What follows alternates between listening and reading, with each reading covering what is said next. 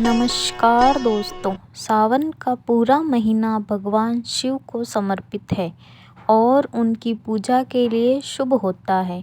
इसलिए श्रावण मास में पड़ने वाले हर व्रत, उपवास और तिथि को शुभ माना गया है। हर महीने के कृष्ण पक्ष की चतुर्दशी पर शिवरात्रि मनाई जाती है, जिसे मासिक शिवरात्रि कहा जाता है। सावन के महीने में पड़ने वाली शिवरात्रि को सावन शिवरात्रि कहा जाता है और इसे अत्यंत शुभ माना जाता है। लिंग पुराण में कहा गया है कि शिवरात्रि के दिन विशेष श्रावण मास में उपवास, रात्रि जागरण और शिवलिंग पर बेलपत्र, जल, दूध आदि अर्पित करने से सौभाग्य, दीर्घ आयु और मोक्ष की प्राप्ति होती है। इसी पुराण में एक कथा मिलती है जिसमें एक शिकारी द्वारा अनजाने में शिवरात्रि के दिन बेलपत्र चढ़ाने से उसे मोक्ष प्राप्त हुआ। प्राचीन काल की बात है, किसी जंगल में गुरु ध्रुव नाम का एक शिकारी रहता था। वह अपने परिवार का भरण पोषण करने के लिए जंगल में शिकार किया करता था। एक समय शिवरात्रि के दिन जब गुरु ध्रुव शिकार करने के लिए निकला तो पूरे दिन खोजने के बाद भी उसे कोई शिकार नहीं मिला। इस प्रकार दिन भर भूखे प्यासे गुरु ध्रुव का शिवरात्रि का व्रत हो गया। उसके बच्चे, पत्नी और माता पिता को भूखा रहना पड़ेगा, इस बात से वह चिंतित था। सूर्यास्त होने पर वह एक जलाशय के पास गया और एक पेड़ पर थोड़ा सा पीने के लिए पानी लेकर चढ़ गया। उसे पूरी उम्मीद थी कि कोई न कोई जानवर उसकी प्यास बुझाने के लिए वहाँ जरूर आएगा। वह पेड़ बेलपत्र का था और उस पेड़ के नीचे सूखे बेलपत्रों से ढका हुआ एक शिवलिंग भी था, जो दिखाई नहीं दे रहा था। रात का पहला पहर बीतने से पहले जलाशय पर एक हिरणी पानी पीने के लिए आई। उसे देखते ही गुरु ध्रुव ने धनुष पर बाण साधा। तभी उसके हाथ के धक्के से बेलपत्र के कुछ पत्ते और जल की कुछ बूंदें शिवलिंग पर गिर गई और अनजाने में उसकी शिवरात्रि के पहले पहर की पूजा हो गई। पत्तों की आवाज़ से हिरनी ने जैसे ही ऊपर देखा तो गुरु ध्रुव को देखकर वह भयभीत हो गई और कहने लगी, मुझे मत मारो। वह बोला, मेरा परिवार भूखा है, इसलिए मैं तुम्हें नहीं छोड़ सकता।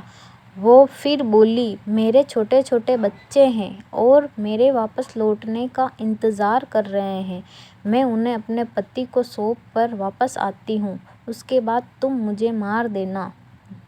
मैं झूठ नहीं बोल रही, तुम मुझ पर विश्वास करो। गुरु ध्रुव बोला, और यदि तुम लौट कर नहीं आई तो? हिरनी बोली, तुम मुझ पर विश्वास करो, यदि मैं लौट कर ना आऊँ तो मुझे वह पाप लगे जो विश्वासघाती को लगता है।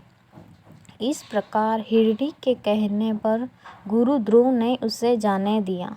थोड़ी ही देर में जलाशय पर एक मोटा ताजा हिरण जल पीने आता है। गुरु ध्रुव ने एक बार फिर अपने धनुष बाण चढ़ाया और एक बार फिर उसके हाथ के धक्के से शिवलिंग पर कुछ बेलपत्र के पत्ते और जल की बूंदें चढ़ गई। इस प्रकार उसके दूसरे पहर की पूजा भी हो गई। धनुष पर चढ़ा बाण देखकर हिरण बोला, भाई, यह तुम क्या कर रहे हो? मुझे कुछ समय दो। मेरी एक पत्नी और 2 छोटे छोटे बच्चे हैं जो मेरा इंतज़ार कर रहे हैं। मुझे कुछ समय दो, मैं उन्हें धैर्य देकर शीघ्र लौट आऊँगा। गुरु ध्रुव ने हिरण को भी जाने दिया। हिरण वहाँ से चला गया। जब वह अपने घर पहुँचा तो दोनों हिरण और हिरनी एक दूसरे को अपना अपना वृत्तांत सुनाने लगे और आपस में बात करने लगे। हमें जल्दी ही शिकारी के पास वापस लौटना होगा, तब हिरणी बोली, मैं शिकारी के पास जाऊंगी और आप मेरे बच्चों का ख्याल रखना।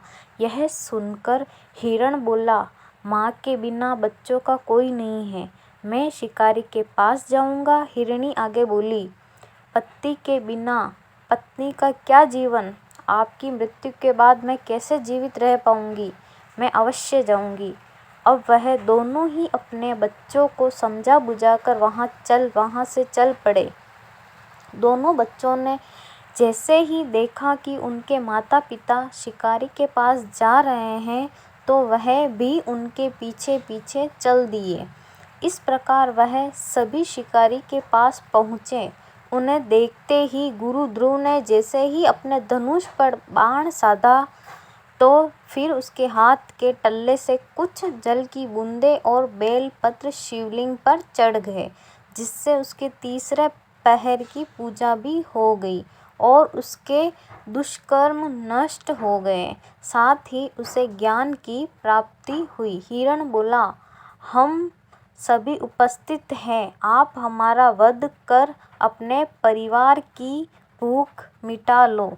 तब भोलेनाथ की कृपा से प्राप्त ज्ञान के द्वारा गुरु ध्रुव बोला, तुम सभी धन्य हो, तुम्हारा जीवन सफल है, जाओ, मैं तुम्हें नहीं मारता, तुम निर्भय होकर यहाँ से चले जाओ। तभी भोलेनाथ वहाँ प्रकट हुए और बोले, गुरु ध्रुव, मैं तुमसे बहुत प्रसन्न हूँ। भोलेनाथ को देखते ही गुरु ध्रुव उनके चरणों में गिर पड़ा। भोलेनाथ ने उन्हें सुख समृद्धि का वरदान दिया और गुरु नाम प्रदान किया। हर हर महादेव। अगर वीडियो अच्छी लगी हो तो लाइक करें, चैनल को सब्सक्राइब करें। श्री शिवाय नमस्तुभ्यं। हर हर महादेव।